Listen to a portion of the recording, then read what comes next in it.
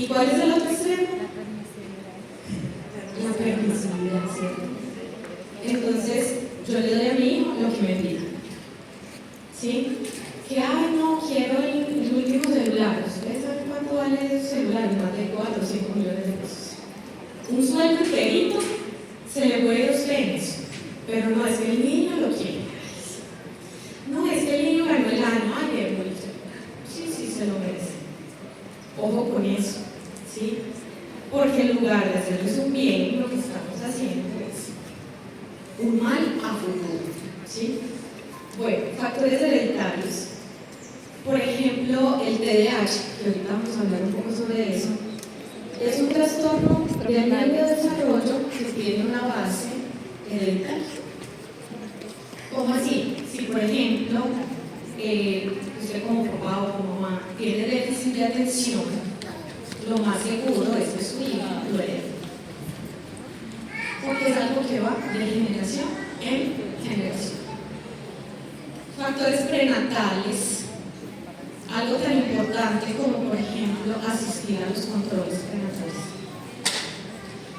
Si te mandan cada 15 días la ecografía, hay que ir cada 15 días a la ecografía.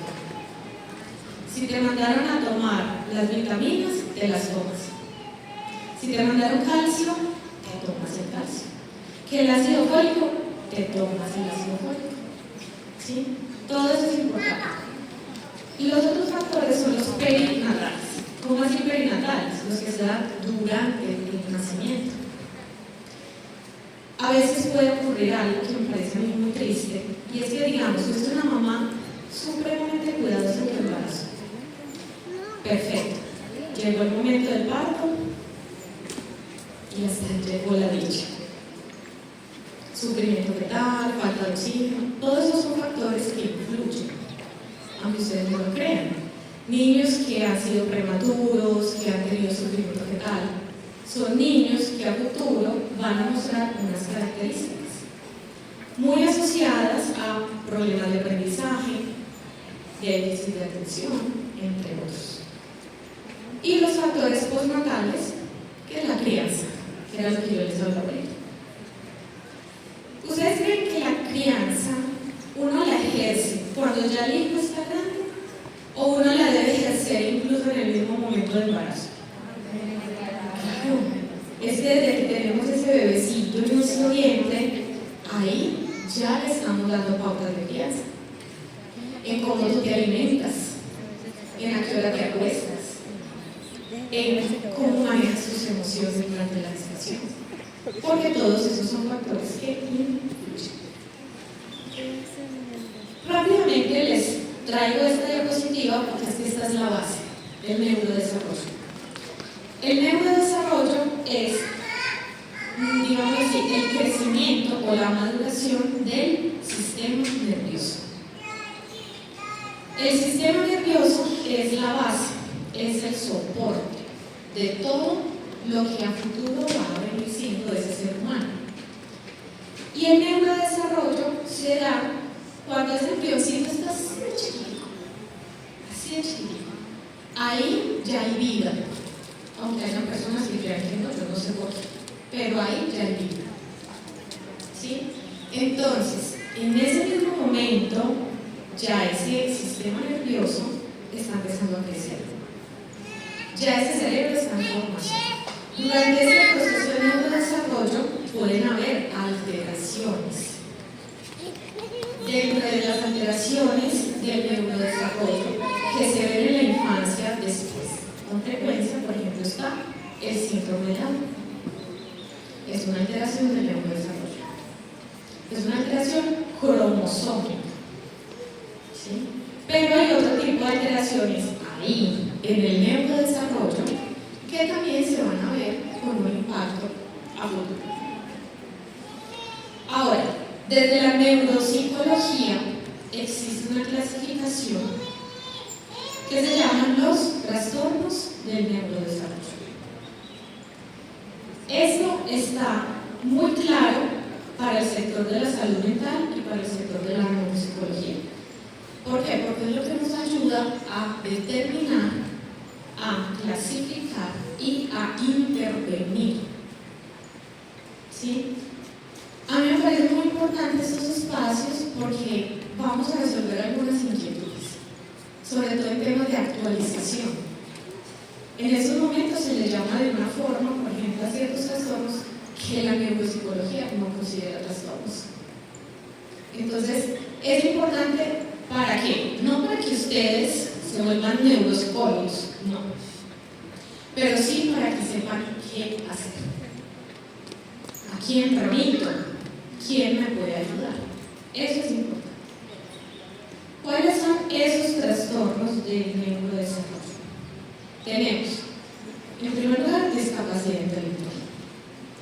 Ojo, ya no se le llama retraso mental, no, eso se oye feo. Y en términos de clasificación, nosotros le llamamos discapacidad intelectual. Esta discapacidad está dividida en leve, moderado y grave. ¿Quién debe diagnosticar todos estos 7 trastornos? Un neuropsicólogo. Nosotros en este gremio somos muy egoístas. Sí, es la verdad. ¿Por qué? Porque un mal diagnóstico, ¿saben qué es? Una mala intervención. Entonces, cuando yo veo un niño con algún tipo de dificultad, remitámoslo ¿a quién? A un neuropsicólogo. Que tenemos las herramientas, las pruebas, todas las capacidades para llegar a cualquiera de estos diagnósticos. Sí, un psicólogo puede tener aproximación, un pediatra también, pero es el neuropsicólogo el que tiene mayor cantidad de estrategias y de herramientas. ¿Sí? Por ejemplo, les voy a dar un dato. El sector salud ya tiene incluido en el POS, o sea, en el Plan Obligatorio de Salud, neuropsicología. ¿Eso qué significa? Que llegar a un neuropsicólogo ya hoy en día es más fácil que antes. ¿Qué debo hacer? Pedir una cita médica normal. Le comento al médico la situación y el médico ¿qué hace? ¡Pum! Remite. Facilita. Y de esa manera, ¿qué vamos a lograr? Diagnóstico a tiempo. Por lo tanto, intervención oportuna a tiempo. Porque ¿saben qué? Cualquiera de estos 7 trastornos que no se diagnostique a tiempo, adivinen qué. Usted se lo lleva a la adultez. Sí. Hoy en día hay mucha persona con discapacidad intelectual, adulta, sin diagnóstico. Hay personas con espectro autista en la adultez sin diagnóstico. ¿Sí? Y todos estos. ¿Cuándo es el momento perfecto? En la infancia. 2, 3, 4 años. Si usted ve algo en un niño que dice, sí, tiene algo, no es como tan normal su comportamiento, salga de dudas y consultemos al especialista. ¿Sí? Bueno, entonces los trastornos del desarrollo son discapacidad intelectual, trastorno del espectro autista, trastorno por déficit de atención con hiperactividad, trastornos del aprendizaje, trastornos motores, trastornos de la comunicación y otros trastornos del neurodesarrollo. ¿Cuáles son los más comunes? Los que uno ve en la práctica clínica más comunes. TDAH, trastorno por déficit de atención. Hay discapacidades intelectuales camufladas. ¿Cómo así camufladas? Es ese niño que la mamá o el profe siempre dice, él pasa pero así como que toca arrastrarlo, pero él pasa. Él tiene 13 años, él lee, pero todavía es silábico, o sea, lee muy pausado. Me escribe en espejo, o sea, voltea las letras, de 13 años. ¿Sí? Puede ser una discapacidad intelectual o puede ser un trastorno del aprendizaje. En los trastornos del aprendizaje tenemos tres categorías: lectura, escritura y cálculo, que es lo que también se conoce como dislexia, ¿sí? O discalculia, que es lo mismo pero con números, ¿sí? Bueno, vamos a hablar un poco del tema de la discapacidad intelectual. ¿Por qué arranco con eso? Porque créanme que hay muchísimas personas que andan por ahí, incluso niños, adolescentes, personas adultas con discapacidad, y no tienen lastimosamente un buen acompañamiento. Entonces, la discapacidad intelectual tiene dos características. Primero, una limitación en el funcionamiento intelectual. Entonces, es esa persona a la que tú le hablas y tú la ves y esa persona, o sea, sientes que no te está entendiendo. Y cuando tú le preguntas qué te acabo de decir, no sé, o te dice algo completamente diferente. Ese es el funcionamiento intelectual. Desde la neuropsicología, ese funcionamiento intelectual lo definimos con un concepto que es el coeficiente intelectual. Y ese coeficiente intelectual es el que nos ayuda a delimitar ese primer punto. Al aplicar una prueba de inteligencia, eso arroja un puntaje. El puntaje de normalidad está entre 85 y 115 puntos. Toda persona con puntajes por debajo de 84 entra a la categoría de discapacidad intelectual. ¿Que quién hace la prueba? El neuropsicólogo. Ojo, no se pongan a hacer esas pruebas de Facebook, esas cosas raras que hay por ahí, que llene este cuestionario a ver cómo es su coeficiente. Eso tiene que ser un profesional. Y lo segundo, conducta adaptativa. Conducta adaptativa es qué tan funcional es la persona. ¿Cómo así qué tan funcional? Si, por ejemplo, en el caso de los niños, se sabe lavar los dientes, sabe ir al baño, se baña solo, se viste solo, se abotona la camisa, se amarra los zapatos. Muchas veces en consulta me pasa que yo le pregunto a la mamá: mamá, ¿su hijo se amarra los zapatos? Déjame yo miro.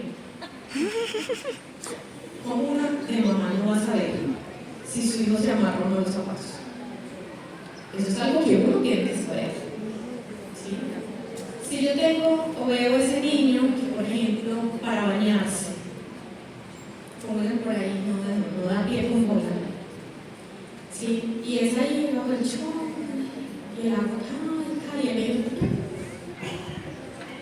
¿sí? No es un niño con habilidades adaptativas, ¿sí?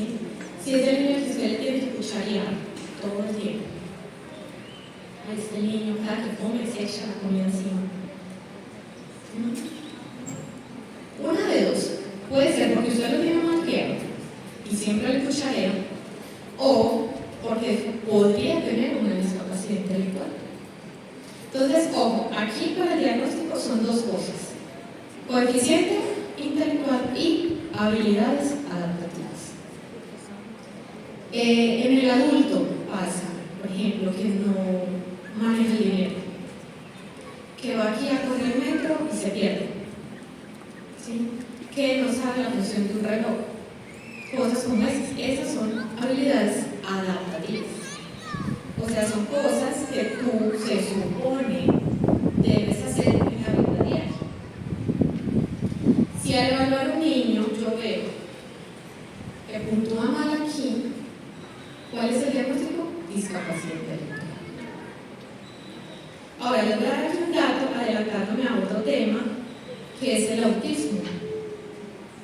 Pueden haber niños con discapacidad intelectual y autismo, pero también pueden haber niños con coeficientes intelectuales altos y autismo, o coeficientes intelectuales altos sin autismo. Pero ya llegaremos allá, ¿sí? Pero Entonces, para que vayamos teniendo esa claridad. La OMS describe la discapacidad, ¿sí?, como una condición que abarca deficiencias, limitaciones en la actividad de una persona. Dice que las deficiencias son problemas que afectan una estructura o función corporal. ¿Eso qué significa? Que entonces hay otras discapacidades, no solo la cognitiva o la mental, ¿sí? Entonces hay discapacidad visual, hay discapacidad auditiva, ¿sí? ¿Qué otra? Motora, que también hacen parte de la discapacidad. Genera limitaciones y restricciones de la participación.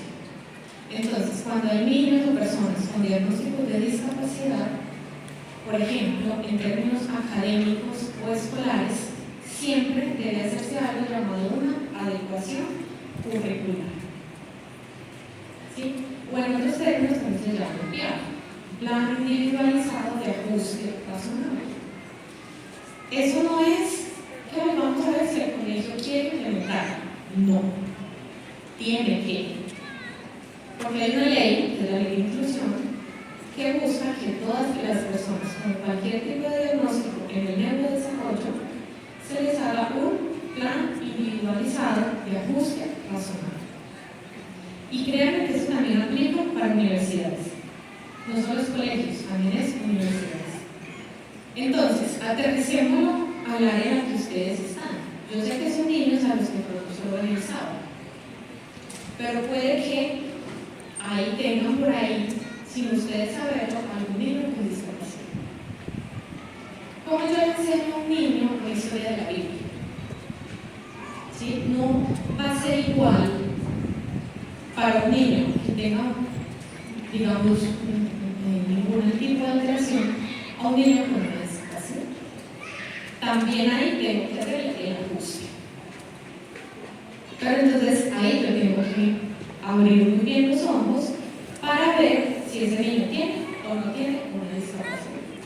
Si ya el papá o la mamá le dice, profe, si es que mi niño tiene una discapacidad, bueno, ya sabes que ese niño le tienes que explicar el tiene. ¿Por qué? Porque tiene condición. Hay unas bases biológicas, se habla del 40% de lo genético, y otros factores como consumo de alcohol, drogas, desnutrición, bajo nivel educativo. Entonces, por ejemplo, hay niños a los que les diagnosticamos discapacidad intelectual porque nunca fueron escolarizados. Entonces, si un niño no se escolariza a temprana edad, a futuro, como consecuencia puede haber una discapacidad intelectual. Si se diagnostica a tiempo y ese coeficiente no está tan bajito, eso mejora como escolarizando. O sea, es algo que, dependiendo del nivel, puede mejorar. Sin embargo, una vez se da el diagnóstico de discapacidad intelectual, eso va para toda la vida. ¿Sí? Lo que es la discapacidad intelectual y el autismo son dos condiciones del neurodesarrollo que son para toda la vida. Del resto, tienen tratamiento. O sea, miren que fueron 7 los que yo mostré. De esos 7, solo 2 no se van a curar. De resto, con acompañamiento y terapia, sí mejoran mucho. Bueno, aquí traje ese cuadrito que muestra los diferentes tipos de discapacidad que se consideran en ese momento. Bueno, el otro.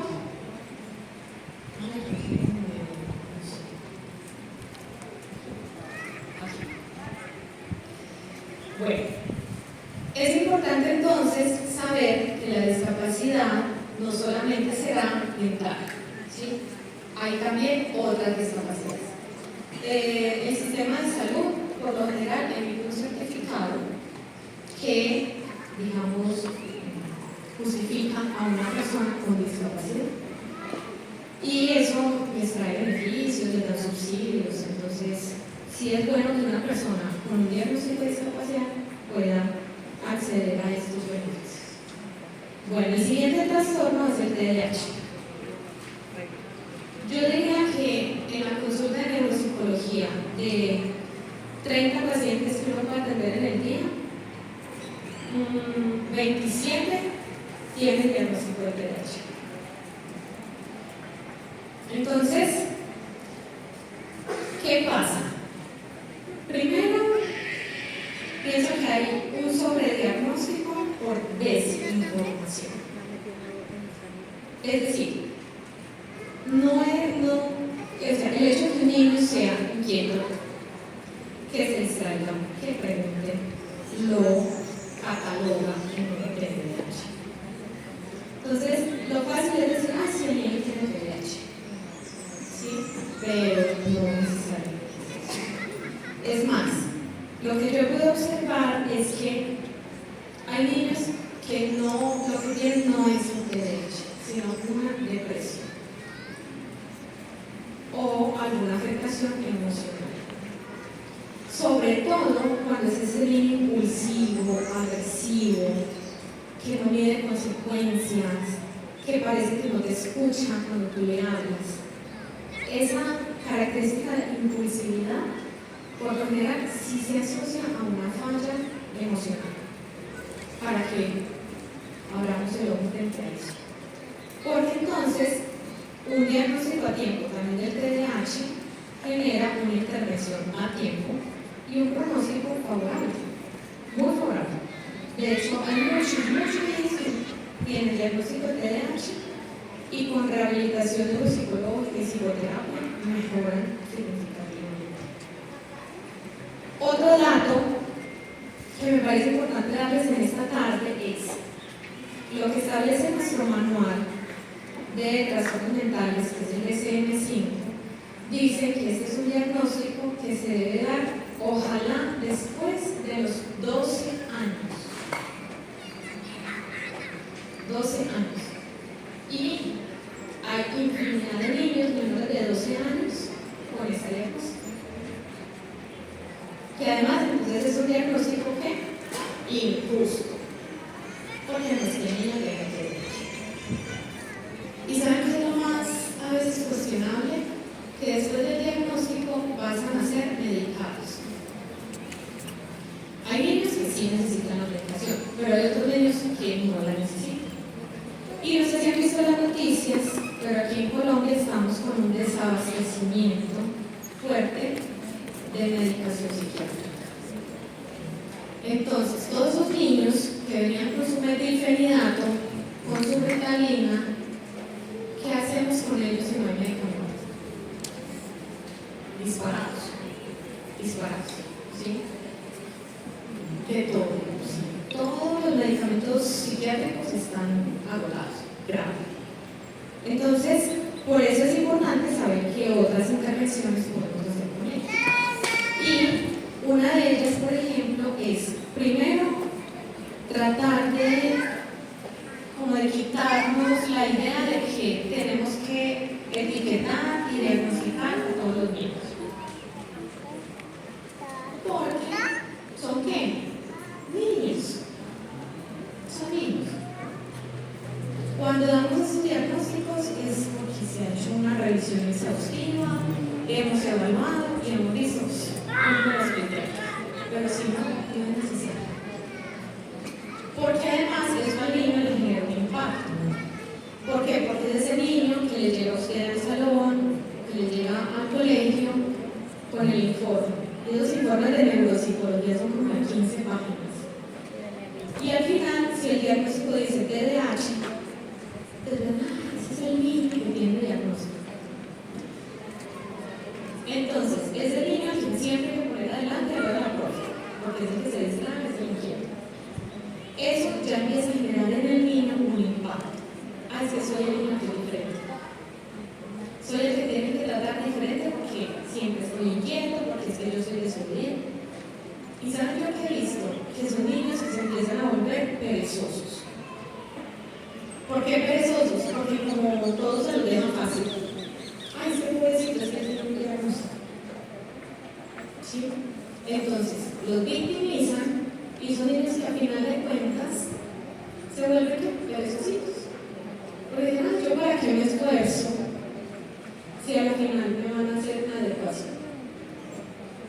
Es que la adecuación no es dejársela fácil al niño, no. La adecuación es exigirle de acuerdo a su capacidad, que es diferente. ¿Sí? O sea, no es que como mi hijo tiene TDAH, yo le voy a hacer la tarea. No, al contrario, póngale más tarea. Porque a veces ese niño que termina así, rápido, las tareas, las actividades, se separa, es el que supervisa. Profe, mira, Juanita no ha terminado la tarea. Profe, mira, Emiliano escribió mal. Y cuando tú vas a revisarle su tarea, está perfecta. ¿Sí? ¿Qué tienes que hacer con ese niño? ¿Qué creen ustedes que hacemos con ese niño? Más tareas. Lo dejamos que vaya de supervisión. Póngale más. Póngale más actividades. ¿Sí? Ahí está la adecuación curricular. Cuando usted ya va 10 pasos adelante de ese niño. Entonces, tienes ahí pronto plastilina, pinturas, ¿sí? Cosas adicionales. Es que el niño sí que rasgue papel. El niño terminó de hacer su tarea y se me paró a conversar. Déjame irte para acá. Ayúdame a hacer eso. ¿Sí? Lo tienes ocupado. Sí, hay que tenerlos ocupados. Porque esos son niños que, como van a toda velocidad y a veces tienen coeficientes intelectuales muy altos, entonces son los primeros. Son muy competitivos, muchísimo. Entonces, ¿qué hago? Lo aíslo, lo pongo por allá en la esquina como decía antes. No puedo hacer eso. ¿Qué tengo que hacer? Ser recursiva, ser creativa y buscarle al niño más estrategias, más herramientas. Y ya va como en la creatividad de cada maestra el tener ¿qué? Material. Tenga el material para que ese niño no se te convierta después en el que te fomenta el desorden. Porque son líderes a morir. Entonces, como son así, carismáticos, alegres, corren, brincan, lo que el niño dice, eso todos los demás van y lo hacen. ¿Sí? Entonces, hay que aprender a detectarlo a tiempo, no para etiquetarlo, no, sino para intervenirlo oportuna y efectivamente. ¿Qué se ha encontrado que causa el TDAH? Se habla de una baja actividad en la zona frontal. Nuestra zona frontal del cerebro, que es esta, es la encargada de ¿qué? De la regulación de las emociones y los comportamientos. Han hecho estudios en los que han encontrado que niños con TDAH tienen una baja actividad prefrontal. ¿Eso qué significa? Que no tienen filtro de nada. Sin filtro, sin regulación. Por eso son ¿qué? Inquietos, activos, preguntones, curiosos. Porque esta zona del cerebro encargada de que tú seas consciente de tu actividad, consciente de tus emociones, está como baja. Incluso es por eso que a muchos niños los medican. Y es porque la medicación, sobre todo por ejemplo el metilfenidato, lo que busca es aumentar la actividad. ¿Para qué? Para que haya una mejor conexión. Pero realmente el medicamento tiene sus pros y sus contras. Eso hay que tomarlo con pinzas. Causas hereditarias, como les dije ahorita, experiencias traumáticas, desesperanzación y factores psicosociales. Hay algo interesante que encontré: el TDAH en niños versus el TDAH en niñas. Lo que se ha encontrado es que se diagnostica con mayor frecuencia en niños. En las niñas no es tan evidente. Sin embargo, o sea, TDAH significa déficit de atención e hiperactividad, ¿cierto?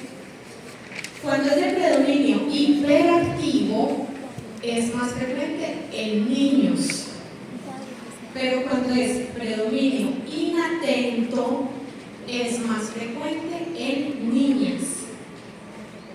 ¿Sí? Y eso es lo que se ha podido observar. El diagnóstico en los niños es más temprano que en las niñas. ¿Por qué? Porque es más notoria la hiperactividad que la inatención. Hay presencia de otros trastornos en los niños, como por ejemplo trastornos de ansiedad. Y en las niñas hay más frecuencia de que también tengan trastornos de aprendizaje, como la dislexia. Se relaciona con la autoestima en los niños. Dice, los niños suelen buscar al culpable de sus conflictos en otras personas. O sea, son niños que no se responsabilizan. Entonces, cualquier travesura que hicieron, tú le preguntas, ¿por qué le pegaste al amigo? Es que él me pellizcó. Es que él me está buscando. Ellos nunca reconocen que se equivocaron. La culpa siempre es del otro. Es que él me buscó, es que él me dijo, es que él me dijo. En cambio, las niñas, incluso a veces es algo cultural, tienden a ¿qué?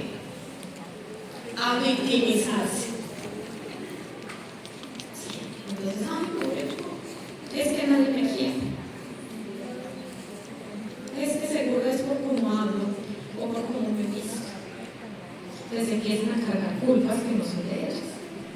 Y eso a las mujeres les suele pasar con mucha frecuencia. Y es que andan cargando cosas que no son de ellas. Entonces me preocupo más por mi hijo, por mi esposo, por el vecino, por cualquier otro, y yo quedo por allá, en último lugar. Y eso se ve desde chiquiticos. Desde chiquiticos. No sé si ustedes se han fijado en sus clases de escuela sabática, uno ve por ahí niñas y eso cargan hasta bolso. Bolsito. Ay, ¿qué tienes en ese bolso? El brillito, el espejito, el juguetito, la piedra que se quedó por ahí, la plastilina. Es un bolso. Y tiene 6 años y uno carga un bolso gigante. ¿Sí? En cambio los niños, ¿ustedes han visto? Por ellos salen hasta sin ropa a la calle. Lo primero que se encontró, así salió. Sí, es cierto. Entonces, y tú le vas a decir que tiene un bolso, ¿qué tiene dentro del bolso? Palitos, piedritas, mugre, basura. Tienes pura basura. En cambio, las mujeres no. Vaya usted a ver el bolso de una mujer y ahí encuentra de todo. Espejos, cremas, el cepillo, agujas, hilo, de todo, mejor dicho.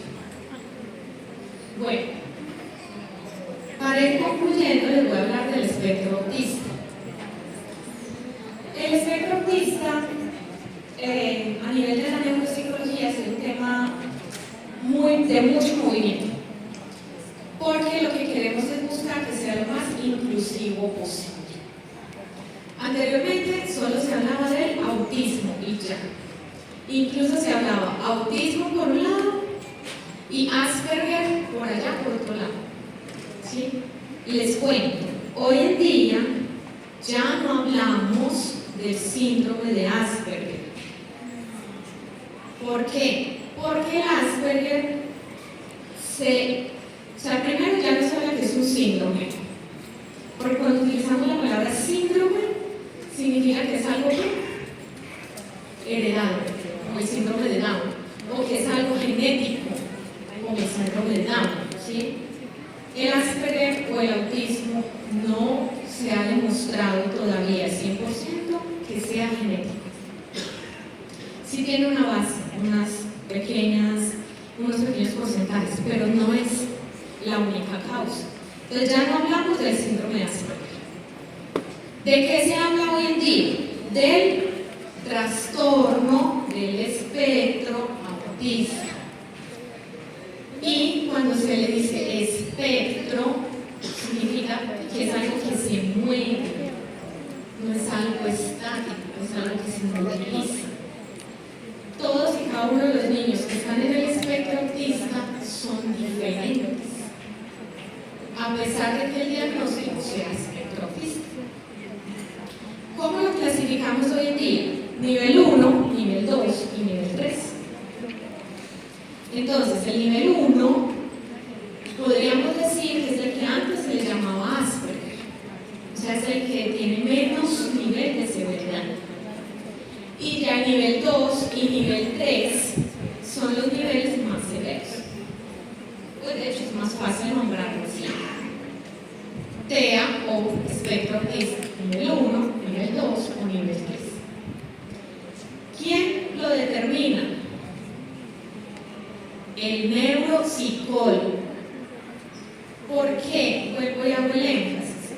Porque nosotros hacemos una evaluación exhaustiva.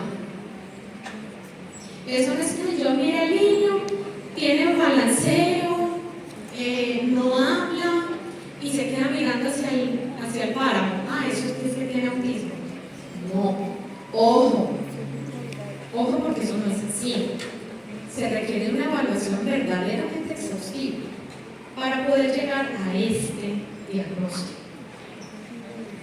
Entonces, a veces, el espectro autista cursa con discapacidad intelectual, trastornos del aprendizaje e incluso déficit de atención. Pero cuando uno los evalúa y encuentra que cumple criterios de autismo, el diagnóstico principal es autismo. No es discapacidad intelectual, no es TDAH, es autismo.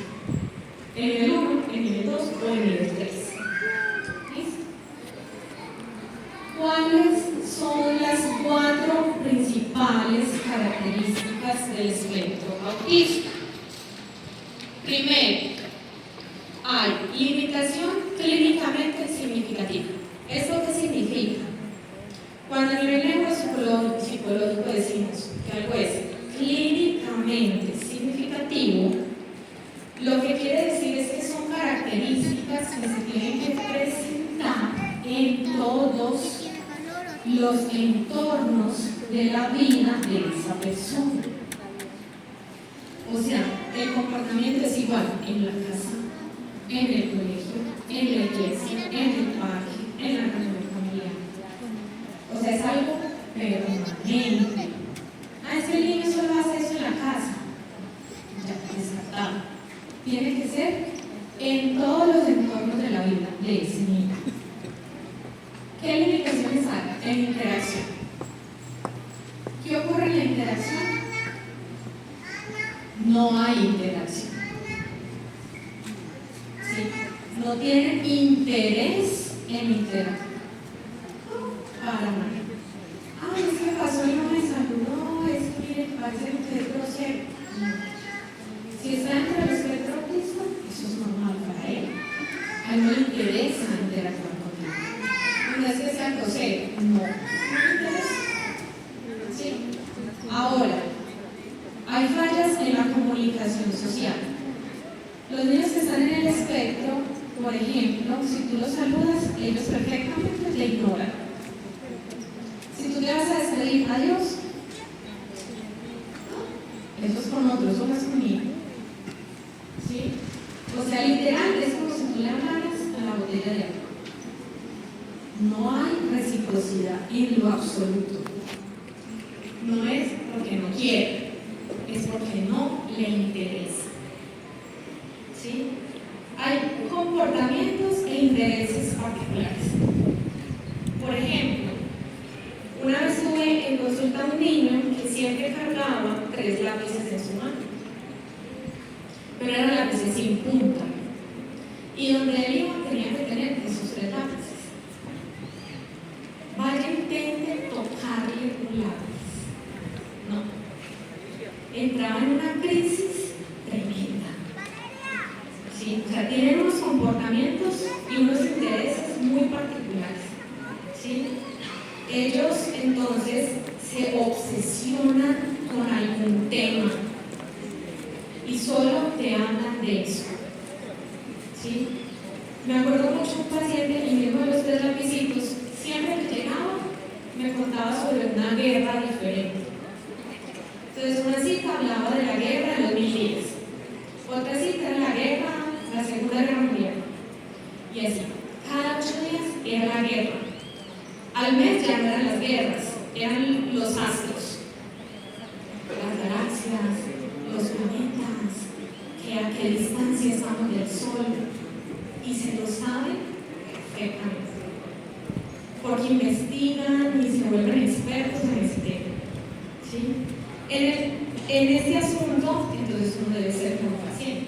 Ay, otra vez usted habla de los planetas.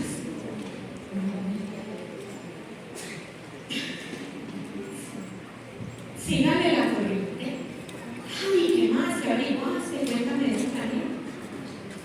Y ahí lo va a tener. Pero ellos tienen unos intereses bastante restringidos y tienen movimientos anormales repetitivos, que son lo que llamamos las estereotipias. ¿Cuáles son? La más común, el balanceo, hacia adelante, hacia atrás, hacia un lado, hacia otro. Hay en el espectro autista que tienen como tics, uno en la cabeza, uno en el brazo,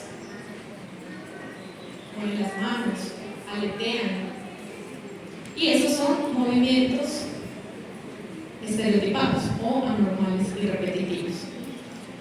Ojo, que para yo tener el diagnóstico, ese niño tiene que cumplir 4 de 4. Si yo conozco un niño que tiene solo 1 o 2, ojo, eso no es un autismo. No.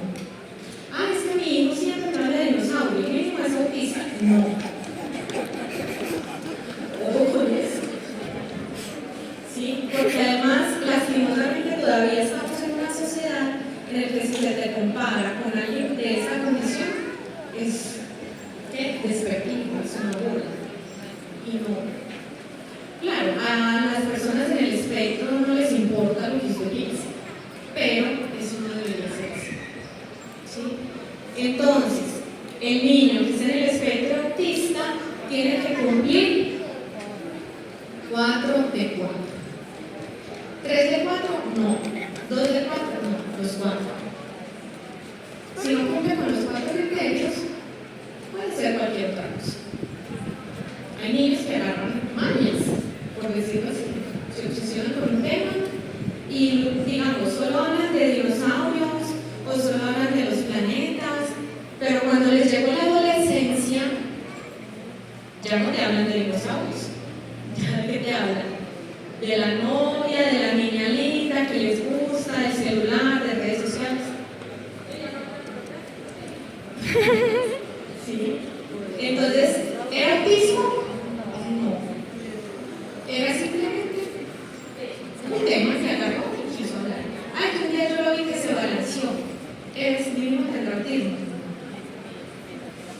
¿Cómo hago?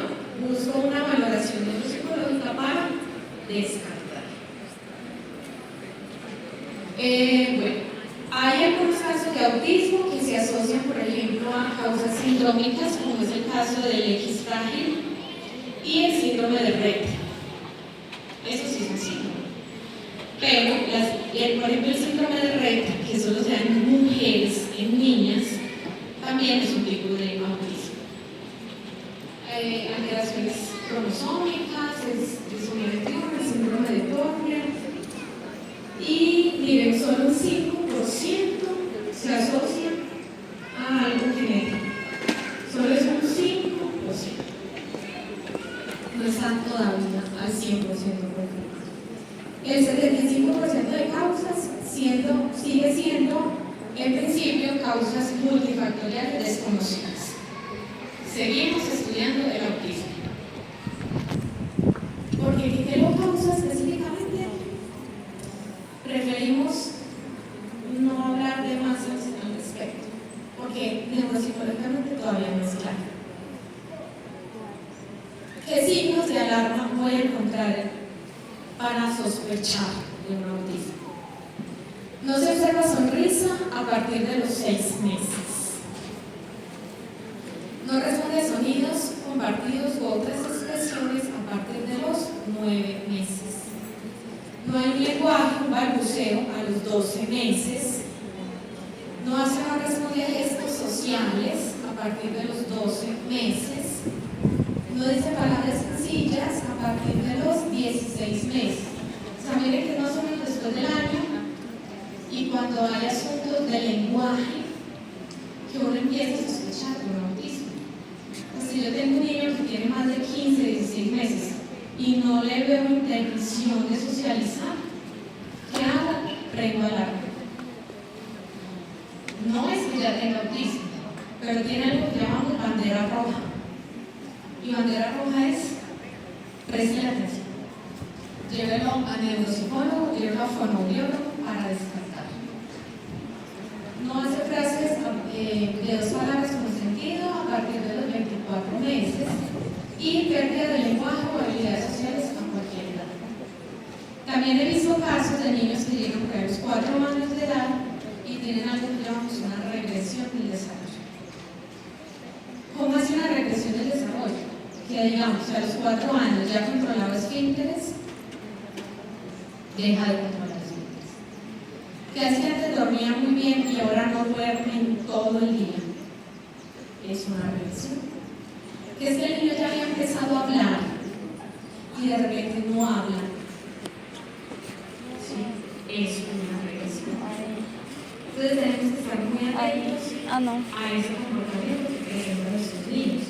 Yo creo que uno como madre y como padre puede estar un poco más pendiente, más atento. Pero yo también pienso que los maestros y maestras tienen un papel fundamental. ¿Por qué? Porque están en otro entorno, en otro espacio con el niño, que a veces uno como padre no observa. Entonces como profe puede decirle de pronto a un papá, mira, yo le veo al niño esto. Qué bueno sería hacerle una valoración. No está de más, ¿sí?